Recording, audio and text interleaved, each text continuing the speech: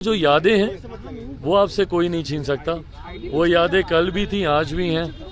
और मैं चिराग पासवान को मिला चाचा पारस का दफ्तर। आइए देखते हैं इस वीडियो के माध्यम से किस प्रकार से चिराग पासवान के जो समर्थक है काफी खुश है और चिराग पासवान ने भी अपनी बातों को रखा है।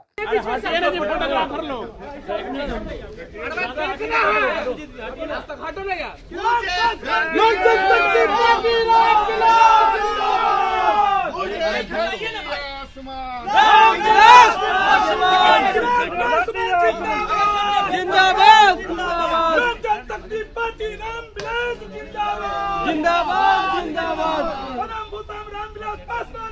हटिए हटिए अमर है जिंदाबाद जिंदाबाद हटिए हटिए जिंदाबाद जिंदाबाद जिंदाबाद गूंजे धरती आसमान गूंजे धरती विधिवत रूप से चिराग पासवान कार्यालय में प्रवेश कर गए हैं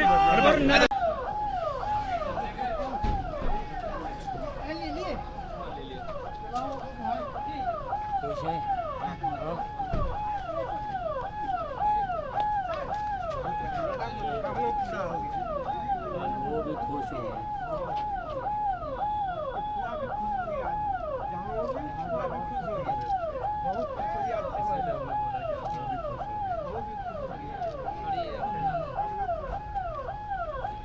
से आज से 3 साल पहले वो पूरा घटना चक्र घटा। मुझे तो वो मौका भी नहीं मिला कि मैं आखिरी बार कार्यालय को, घर को, जहाँ से मैंने राजनीति की शुरुआत की, जहाँ पे मेरे नेता, मेरे पिता आदरणीय रामविलास पासवान जी ने रहकर, जहाँ से उन्होंने तमाम रणनीतियाँ बनाई, मुझे या मेरे परिवार को वो मौका तक नहीं मिला कि एक बार आखिरी बार आकर हम लोग घर को देख तो जाएं या इस जगह को देख तो जाएं। बहरहाल कोई शिकायत मुझे कभी किसी बात की नहीं रही। इतना ज़रूर है कि मेरे पिता की यादें यहाँ से जुड़ी हुई थी। कोई मेरे मन में ये भावना नहीं थी कि मुझे वापस चाहिए। मैंने हमेशा माना है कि इंसान को सिर्फ अपने कर्म पे ध्यान देना चाहिए। आप अपना काम करते रहिए। ये सारी चीज़ें आनी जानी हैं, आज मेरे पास, कल किसी और के पास।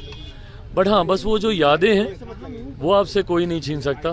वो यादें कल भी थी, आज भी हैं। और मैं मानता हूँ कि मेरे पिता का आशीर्वाद हमेशा मेरे साथ है, जिसने मुझे हर परिस्थिति से लड़ने का, हर परिस्थितियों को पार करने का मौका दिया।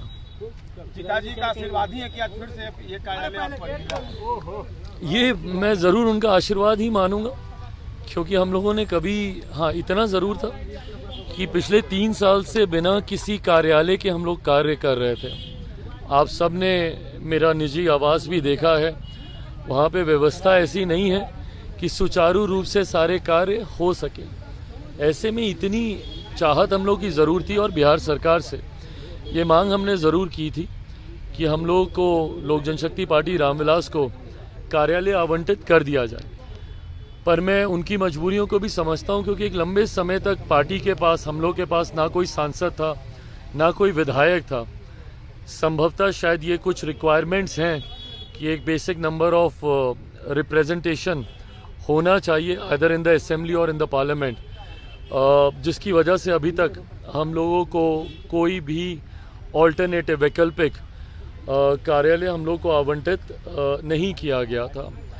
पर लोकसभा चुनाव के बाद पुनः हम लोगों ने ये मांग रखी, प्रदेश के द्वारा ये मांग रखी गई, हमारे अध्यक्ष जी के द्वारा, राजू तिवारी जी के द्वारा ये आग्रह किया गया था बिहार सरकार को कि हम लोगों को अब एक कार्यालय आवंटित कर दिया जाए, क्योंकि अब 5 सांसद हैं और आने वाले समय में बिहार विधानसभा के चुनाव भी हैं, उसको लेकर भी मजबूत तैयारी करनी है।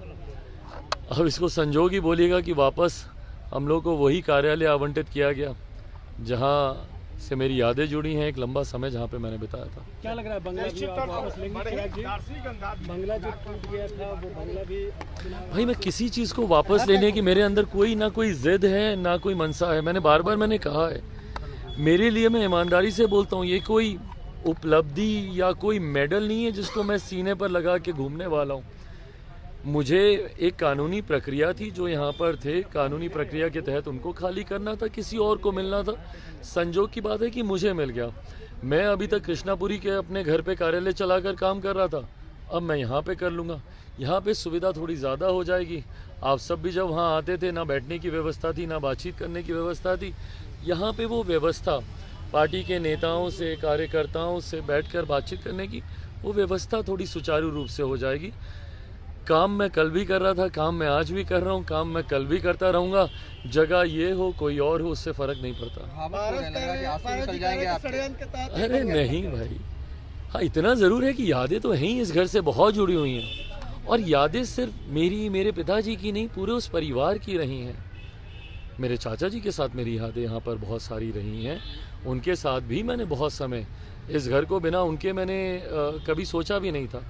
पर जो परिस्थितियाँ उन्हीं के द्वारा बना दी गई, अलग अलग समय में अलग अलग परिस्थितियाँ हम लोग के सामने आई हैं। मैंने कल भी उन परिस्थितियों का तो आपने देखा चिराग पासवान किस प्रकार से बता रहे हैं कि हमारे पिता का आशीर्वाद है कि यह जो दफ्तर जो है हमें मिल गया है। पिता का आशीर्वाद स्वरूप जो है आज हम इस दफ्तर में प्रवेश करने जा रहे हैं। हमारी कुछ यादें जो है वो इससे जुड़ी हुई हैं। हमारा राजनीतिक कैरियर जो है यहीं से स्टार्ट हुआ था। दीक्षांत एडुटेक लाया है दीक्षांत सी लर्निंग ऐप। बने दीक्षांत का चैनल पार्टनर और अर्न करें लाखों रुपए प्रति महीने। चैनल पार्टनर बनने के लिए विजिट करें www.dikshans.com। हमारे YouTube चैनल को सब्सक्राइब और Facebook पेज को लाइक करना ना भूलें। धन्यवाद।